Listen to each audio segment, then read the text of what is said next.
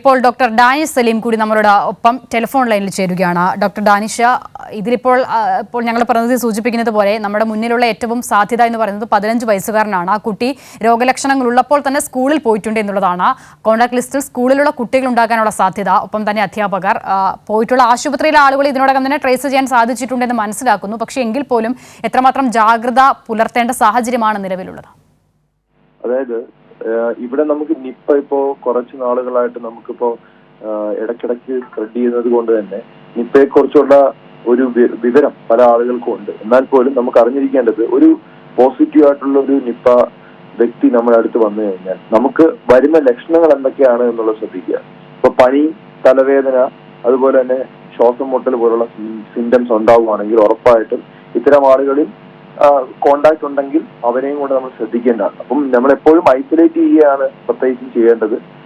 ഈ നിപ്പ എന്ന് പറയുമ്പോൾ വളരെ ഡേഞ്ചറസ് ആയിട്ടുള്ള ഒരു ഡിസീസ് ആയതുകൊണ്ട് തന്നെ നമ്മൾ മാക്സിമം അവരുമായിട്ടുള്ള ക്ലോസ് കോണ്ടാക്ട് അവോയ്ഡ് ചെയ്യുക എന്നുള്ളതാണ്. അപ്പൊ ഇത്തരത്തിലുള്ള ലക്ഷണങ്ങൾ ഉണ്ടെങ്കിൽ ഉറപ്പായിട്ടും ഐസൊലേറ്റ് ചെയ്ത് ട്രീറ്റ്മെന്റ് എടുക്കേണ്ടതാണ്. പിന്നെ നമ്മൾ ബാക്കിയുള്ള കാര്യങ്ങൾ നമ്മൾ ശ്രദ്ധിക്കേണ്ടതാണ്. പ്രത്യേകിച്ചും ഈ നമ്മുടെ വവ്വാലുമായിട്ടുള്ള കോണ്ടാക്ട്, ചില സ്ഥലങ്ങളിൽ ഈ പന്നികളുമായിട്ടുള്ള കോണ്ടാക്റ്റിലും ഇത് വന്നിട്ടുണ്ട്, ഇതുപോലെ തന്നെ സ്പ്രെഡ് വന്നിട്ടുണ്ട്. അപ്പൊ അതൊരു ശ്രദ്ധിക്കേണ്ട ഒരു കാര്യമാണ്. പിന്നെ മൃഗങ്ങളുമായിട്ട് കൈകാര്യം ചെയ്യുന്ന സമയത്ത്, അത് ഏതൊരു മൃഗമാണെങ്കിൽ പോലും നമ്മുടെ കൈകൾ കഴുകിയിട്ട് വേണം, സോപ്പും വെള്ളം വെച്ച് കഴുകിയിട്ട് വേണം നമ്മുടെ ആനിമൽസിനെ ഹാൻഡിൽ ചെയ്യാൻ. അത് കാരണം അത് ഈ മൃഗങ്ങളിൽ നിന്നൊക്കെയാണ് ഇത്തരത്തിലുള്ള വൈറസുകൾ സ്പ്രെഡ് ചെയ്യാനുള്ള സാധ്യത കൂടുതൽ. പിന്നെ എപ്പോഴും നമ്മൾ ഫുഡ് കുക്ക് ചെയ്യുന്ന സമയത്ത് നമ്മൾ നല്ലവണ്ണം കുക്ക് ചെയ്തതിനു ശേഷം മാത്രമേ ആഹാരം കഴിക്കാവൂ.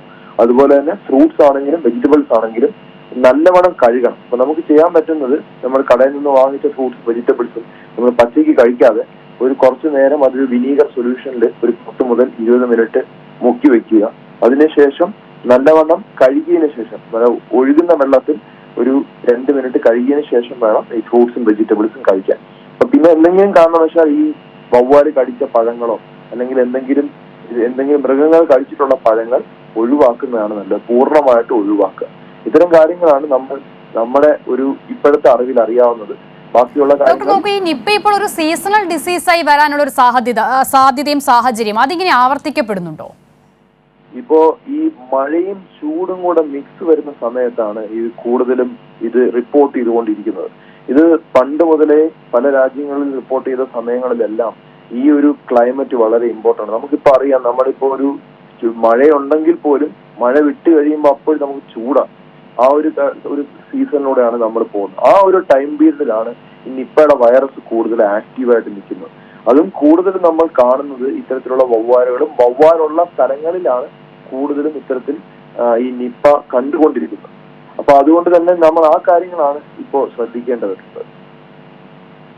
ഡോക്ടർ, ഒപ്പം തന്നെ നമ്മൾ ഈ മുൻപ് കോവിഡിനെ പറ്റിയുള്ള സാഹചര്യങ്ങളൊക്കെ വിശദീകരിക്കുമ്പോൾ അത് പക്ഷേ ഓരോ തവണ കഴിയും തോറും അതിന്റെ വൈറസിന്റെ വ്യാപനം, അതിന്റെ ഒരു ശക്തി കുറഞ്ഞു വരുന്ന സാധ്യതയുണ്ടായിരുന്നു. അവസാന ഘട്ടങ്ങളിലേക്കൊക്കെ എത്തുമ്പോൾ കോവിഡ് അത്രമാത്രം ജീവൻ എടുക്കുക എന്നുള്ളൊരു സാഹചര്യത്തിലേക്ക് പോകാത്തൊരു വൈറസായി മാറുന്നുണ്ടായിരുന്നു. പക്ഷെ നിപ്പയുടെ കാര്യത്തിൽ അങ്ങനെയുണ്ടോ? എല്ലാ സീസണിലും ഒരേ വ്യാപനവും വ്യാപ്തിയും തന്നെയാണോ ഈ വൈറസിന് കാണുന്നത്?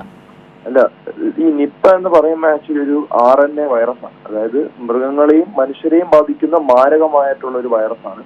ഇതിന്റെ മരണനിരക്ക് എന്ന് പറഞ്ഞാൽ നമ്മുടെ കോവിഡിനെ പോലെ 3% അല്ല, 60% അടുത്താണ് ഇതിന്റെ ഒരു നിപ്പ എന്ന് പറയുന്നത്. നമുക്ക് കേരളത്തിൽ റിപ്പോർട്ട് ചെയ്യുന്ന നിപ്പ ഭാഗ്യവശാൽ അത് ഉടനെ തന്നെ കൺട്രോൾ ചെയ്യാൻ പറ്റുന്നത് കൊണ്ട് തന്നെ നമുക്ക് അധികം പേടിക്കേണ്ട ഒരു സാഹചര്യം ഇല്ലെങ്കിൽ പോലും നമ്മളെ കോവിഡ് എന്തുകൊണ്ടാണ് അതിന്റെ ശക്തി കുറഞ്ഞത്?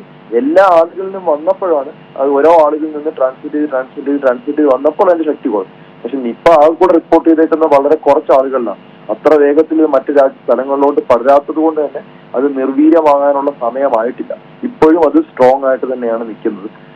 അതായത് ഡോക്ടർ, ഇപ്പോൾ ഈ നമ്മൾ ഇങ്ങനെ ഒരു രോഗം സ്ഥിരീകരിക്കുമ്പോൾ ആദ്യത്തെ ആള്, പിന്നെ കോണ്ടാക്ട് ട്രേസ് ചെയ്യുമ്പോൾ അതിൽ ഹൈ റിസ്ക് കോണ്ടാക്ട് ഉള്ളവരുണ്ടാകും. അപ്പോൾ അതങ്ങനെ ഘട്ടം ഘട്ടമായി ആളുകളുടെ ഈ രോഗിയുമായുള്ള ക്ലോസ് കോണ്ടാക്ട് കുറയുന്നതിനനുസരിച്ച് ഈ വൈറസിന്റെ വ്യാപനത്തിന്റെ ശക്തിയിൽ കുറവ് സംഭവിക്കുമോ?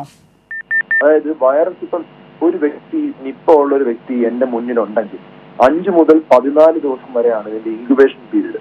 അപ്പൊ അത്രയും ദിവസം, അതായത് 5 ദിവസം ആവുമ്പോൾ വരെ ലക്ഷണം ഉണ്ടായിട്ടില്ലെങ്കിൽ കുറച്ചുകൂടെ സേഫാണ്. 6 ദിവസം ആകുമ്പോൾ കുറച്ചുകൂടെ സേഫാണ്. ഓരോ ദിവസം കഴിയും തോറും അദ്ദേഹം സേഫ് ആയിക്കൊണ്ടേയിരിക്കുകയാണ്. 12ാമത്തെ ദിവസം അദ്ദേഹം 5 ദിവസത്തെക്കാട്ടും റിസ്ക് കുറവാണ് അദ്ദേഹത്തിന് വരാനായിട്ട്. 14 ദിവസം കഴിയുമ്പോൾ അദ്ദേഹം പൂർണ്ണമായിട്ടും സേഫ് ആവുകയാണ്. അതാണ് നമ്മൾ നോക്കേണ്ടത്. അപ്പൊ ലാസ്റ്റ് ഇപ്പം എന്നാണോ ലാസ്റ്റ് കോണ്ടാക്ട് അത് മുതൽ 14 ദിവസം വരെ പനിയുണ്ടോ, തലവേദനയുണ്ടോ, തലകറക്കമുണ്ടോ, ചുമ, വയറുവേദന, മനം പുരട്ടൽ, ഛർദി, കാഴ്ച മങ്ങൽ, ശ്വാസം മുട്ടൽ, ഇത്തരത്തിലുള്ള ഏതെങ്കിലും ലക്ഷണങ്ങൾ ഉണ്ടെങ്കിൽ നമ്മൾ ശ്രദ്ധിക്കേണ്ടതാണ്.